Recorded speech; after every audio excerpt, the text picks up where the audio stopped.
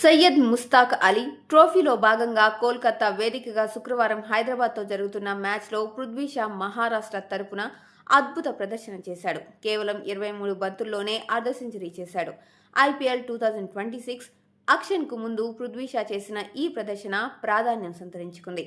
అతడు ఈ మ్యాచ్లో 35 బంతుల్లో 66 పరుగులు చేశాడు. ఇందులో 3 సిక్స్లు 9 ఫోర్లు ఉన్నాయి. ఆర్సిన్ కులకర్ణితో కలిసి అతడు తొలి వికెట్కు 73 బంతుల్లో 113 పరుగుల భాగస్వామ్యాన్ని జతచేశాడు.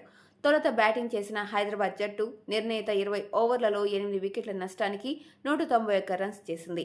192 పరుగుల లక్ష్యంతో బరిలోకి దిగిన మహారాష్ట్ర జట్టు 12 ఓవర్లు ముగిసేసరికి వికెట్లు నష్టపోకుండా 117 పరుగులు చేసింది. మహారాష్ట్ర విజయానికి మరో 75 పరుగులు అవసరం. పృథ్వీ క్రీజులోకి వచ్చినప్పటి నుంచే దూకుడుగా ఆడే ప్రయత్నం చేశాడు. అతడు 47% ఆఫ్ సైడ్, 53% లెగ్ సైడ్ పరుగులు సాధించాడు. జట్టులో అవకాశాలు కోల్పోవడంతో పృథ్వీ షా కొంతకాలం క్రితం ముంబై నుంచి మహారాష్ట్ర జట్టుకు మారిపోయాడు.